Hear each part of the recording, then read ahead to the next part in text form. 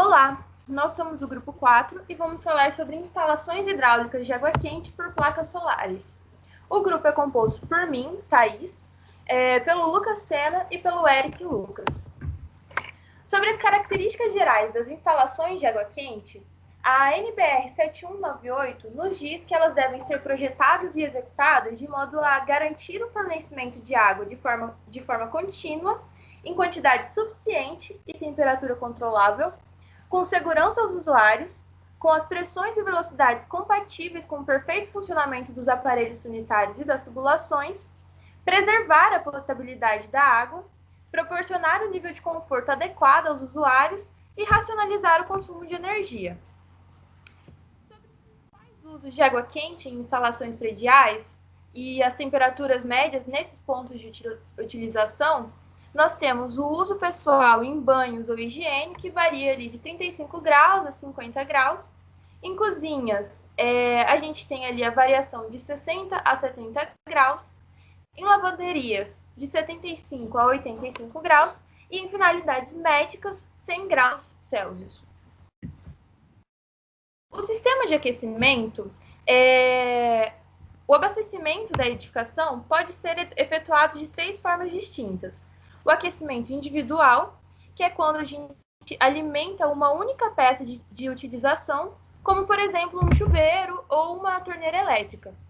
O aquecimento central privado, que é aquele que atende somente uma unidade habitacional, mas nessa unidade habitacional são vários pontos de consumo alimentados. Então, pode ter um ponto de consumo no banheiro, outro na cozinha, outro na área de serviço, mas tudo está ali dentro da mesma unidade habitacional. E o sistema central coletivo, ele é o conjunto o único conjunto de aquecimento, ele vai alimentar várias unidades do edifício. Então, cada unidade tem ali vários pontos de consumo e esse aquecimento central vai alimentar todas essas unidades. Sobre os tipos de aquecedores, existem vários tipos, sendo os mais comuns nas instalações prediais os de aquecimento direto ou indireto, de passagem ou acumulação. E a fonte de calor empregada pode ser a eletricidade, gás ou energia solar. Nós vamos dar um foco maior para a energia solar, mas vamos passar por cada um deles. Os aquecedores elétricos, aqui a gente tem, na esquerda, o aquecedor elétrico de passagem. Então, ele vem aqui, a água fria chega até ele, através da energia é transformada em água quente e vem para esse ponto de utilização. Nesse caso, é um aquecimento individual, tanto aqui no lavatório quanto na cozinha, mas o esquema é o mesmo. Já aqui no aquecedor elétrico de acumulação, a gente tem um reservatório térmico, e esse reservatório térmico transfere a água quente para os pontos de utilização. No aquecedor a gás, a gente tem o mesmo conceito do aquecedor elétrico, então a gente tem o de passagem e o de acumulação. A diferença é a fonte de calor, né? Um é a eletricidade, o outro é o gás.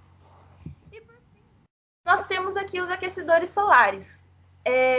Eles podem ser divididos em vários, podem ser classificados de acordo com seus atributos, que a gente vai ver um pouquinho mais para frente, mas também em relação ao tipo de coletor. Então, aqui na esquerda, a gente tem um aquecedor solar a vácuo, com um coletor a vácuo, né, os tubos a vácuo, e aqui na direita, um aquecedor solar plano.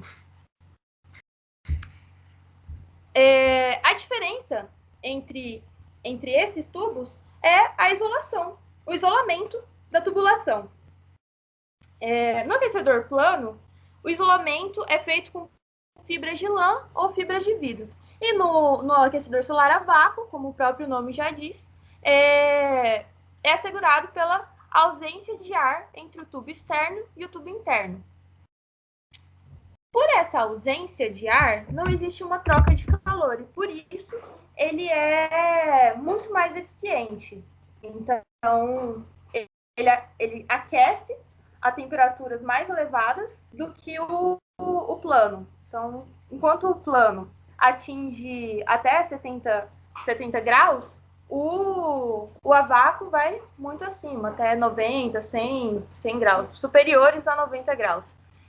E por conta dessa eficiência, ele é muito utilizado em lugares frios e com baixa incidência solar. Além de indústrias que têm o uso da água com temperaturas mais elevadas. Sobre a classificação do sistema de aquecimento solar, a NBR 15569 classifica em 3 categorias de acordo com cada um dos atributos.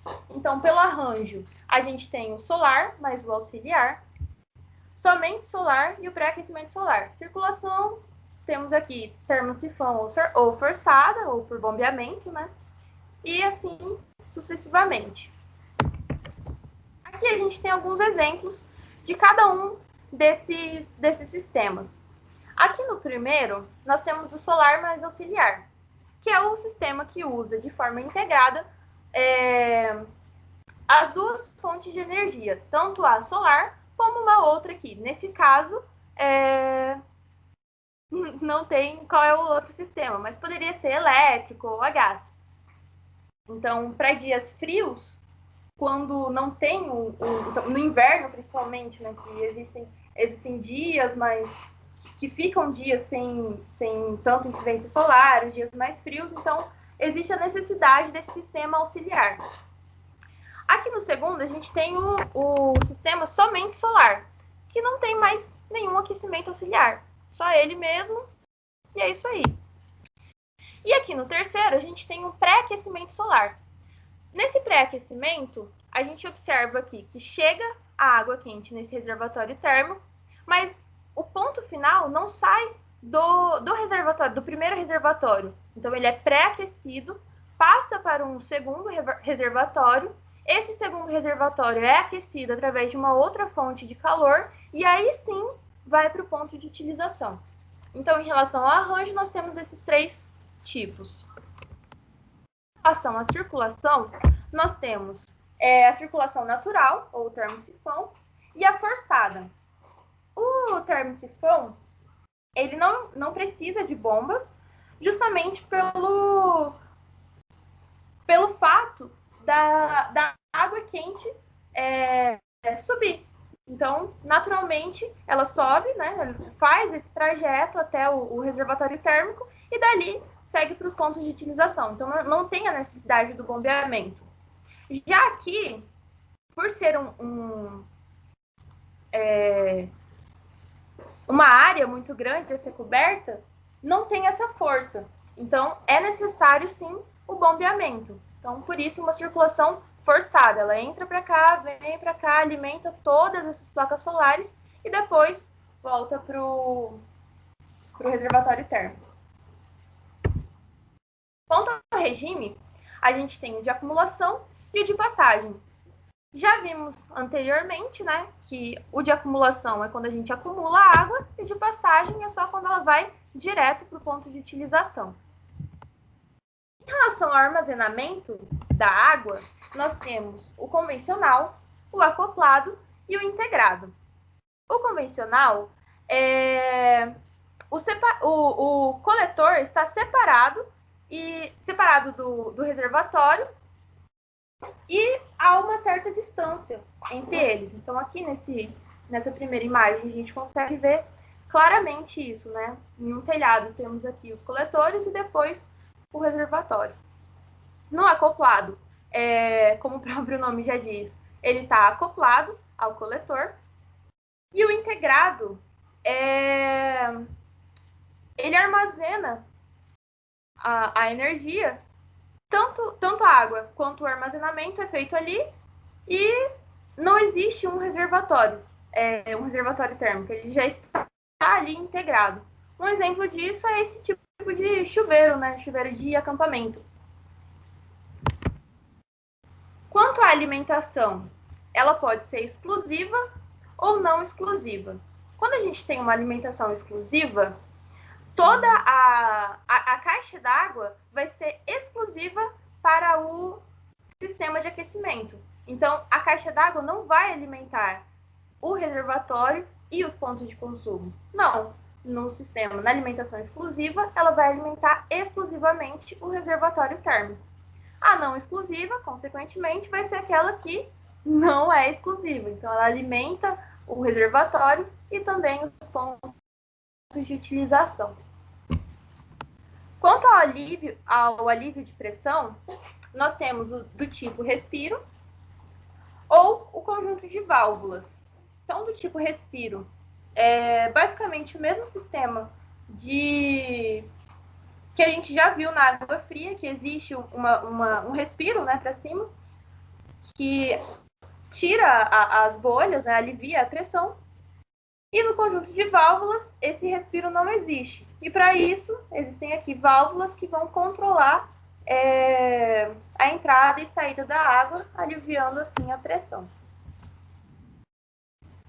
Alguns parâmetros relacionados à localização e disposição dos equipamentos na cobertura devem ser rigorosamente observados, pois apesar de ser constituído por equipamentos bastante simples e de fácil utilização, sua eficiência depende de uma instalação correta.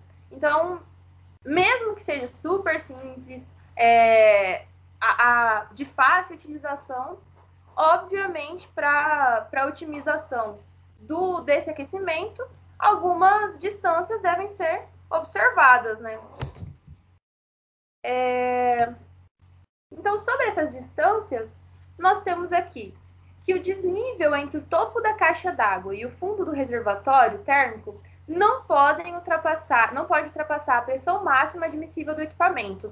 Essa pressão máxima, ela é fornecida pelo próprio fabricante.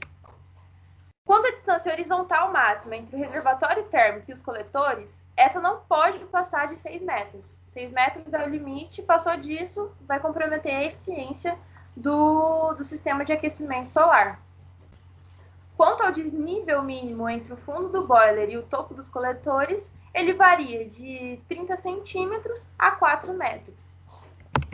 Aqui a gente tem um esquema de todas essas medidas. Então, aqui, do topo da caixa d'água até o fundo do boiler, essa distância tem que ser menor do que a pressão máxima admissível do equipamento.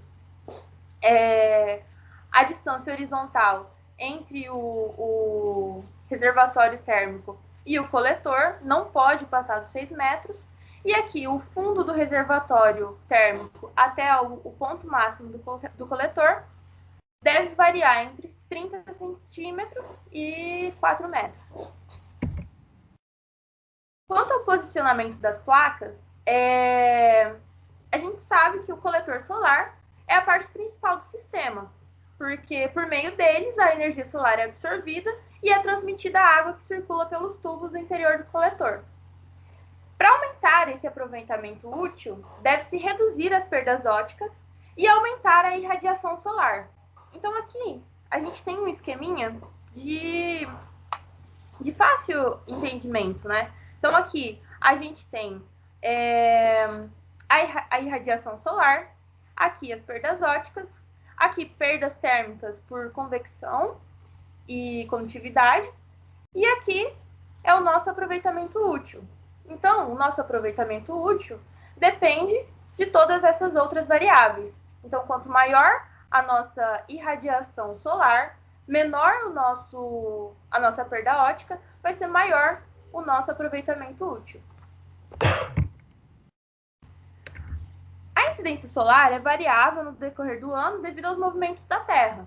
Então, o valor de inclinação ótimo do coletor em relação ao plano horizontal depende da estação do ano adotada no projeto. Então, aqui nesse esqueminha, a gente vê que no verão, a incidência solar tem uma certa inclinação. No inverno, essa inclinação muda bastante. Então, isso deve ser observado.